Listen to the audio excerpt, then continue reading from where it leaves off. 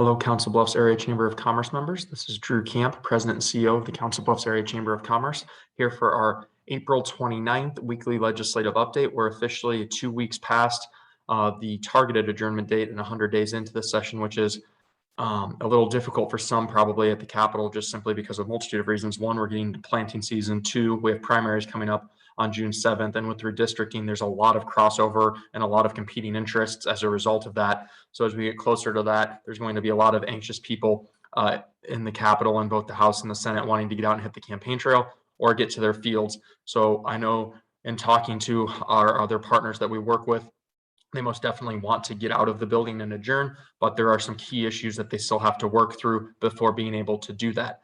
A few of those that I want to touch on, we'll start with the workforce bill. That's been a priority of the governor since the start of the session. It was also a big priority of the Senate going into the legislative session.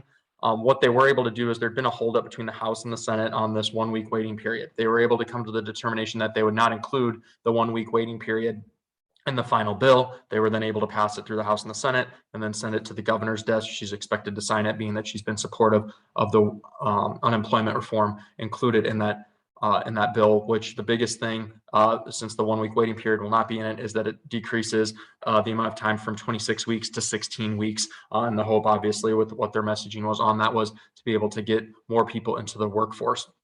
With regards to the renewable fuel standard bill, that's something that they were able to also work on and get done on Tuesday. Both the House and the Senate came to terms on that, sent it to the desk of the governor. What that really does is just requires that retailers sell fuel blended with ethanol. Obviously, with the governor's work to push for just the consistent implementation and the ongoing use of ethanol in our fuels with the RFS and within the EPA standards that President Biden did put through for the remainder of the summer, which is not always a given. So that was a big piece of news for our ethanol producers and our farmers and all of those associated with the ethanol industry. But we are pushing not only at a national level to get E8, E15 year round, but also within the state. We wanted to make sure that all of the different retailers and fuel stations were providing that option to make sure that, once again, with being the state that offers or has the most ethanol refineries and biodiesel refineries, we want to make sure that we're helping those individuals in the ag community get their product to market, and that's one way to do that. There were some level of opposition still to it, but they had gotten a lot of those individuals, as far as the retailers, on board, just simply because many of them are already compliant, plus they provide a fund to help with some of the underground storage tank repairs or replacements, whatever may need to be done to meet the requirements of the new bill. One thing that we were made aware of that's a little bit interesting as far as how it ties into this is IDALS, or Iowa Department of Agriculture and Land Stewardship, who oversees the inspections of gas station pumps and things along those lines. You may notice you'll see a sticker on there when you go there. They're actually evidently part of the bill that would have to get passed by the legislature and the governor that's being talked about right now, though, is to take those stickers off of the gas pumps. So obviously an interesting tie-in to that RFS bill as well. Our own Senator Dawson has talked about the tax bill 2.0 to really clean up some of those exemptions, tax credits, and some of those other pieces that weren't able to be included in that major tax bill they passed on and was signed into law on March 1st. That's something the Senate passed. They then sent it over to the House. What the House is doing now is they're kind of picking out pieces and putting it in the Iowa Department of Revenue bill. So we'll have to see what they decide they want to do and what they ultimately how they end as far as what they put into the Department of Revenue bill. And then obviously it would get sent back over to the Senate, and they would have to agree to it or make any other recommendations before it could be passed and sent to the governor. Following the issues that we had with both Attorney General Miller, but also the one that received even more news was Abby Finkenauer, who is running for the Senate seat against Senator Grassley. You may have seen that the Supreme Court the Iowa Supreme Court ultimately ruled that she could be on the primary ballot, but that had been a contested issue. Following that, we knew this might come. There was an election bill that's been brought up in the Senate State Government Committee by Senator Smith. We don't know how much traction it has, but it's just important to note that that was brought up because we thought we may see that with some of the issues that were surrounding that contestation of Ms. Finkenauer's eligibility to appear on the primary ballot. With regards to the budget updates, the House has passed their budgets. They've sent them over to the Senate. The Senate has their amendments drafted and ready to be filed. to then send back to the House for consideration. It remains to be seen how that will play out, but obviously that'll be part of the negotiations with leadership and the appropriators and the governor's office before the end of the session, before they can officially adjourn. But obviously it is good news to know that those things are lined up so they can mobilize on the appropriations bills in fairly short order, and send those back to the House to then have that debate as I discussed.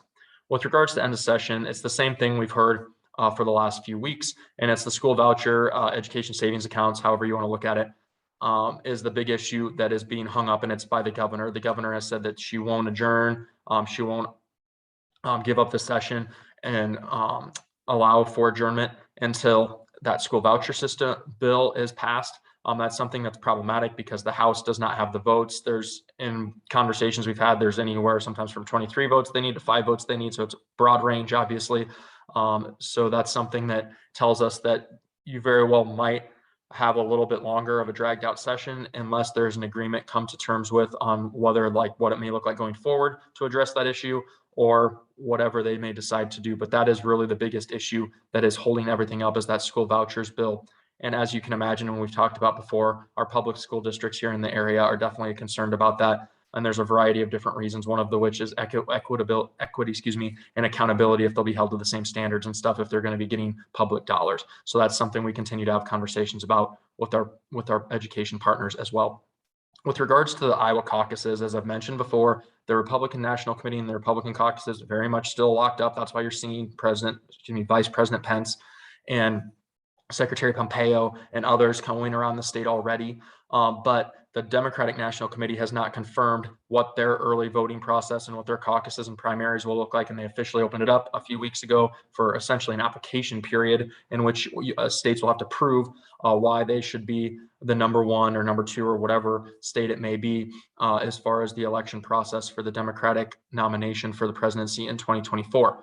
So what we're seeing right now is Iowa Chamber Alliance, as I've mentioned in previous updates, we're continuing to stay atop of this and working with the Iowa Democratic Party and their representatives at the national level to try to really make sure we're showcasing Iowa and trying to make sure we retain our first in the nation status for obvious reasons.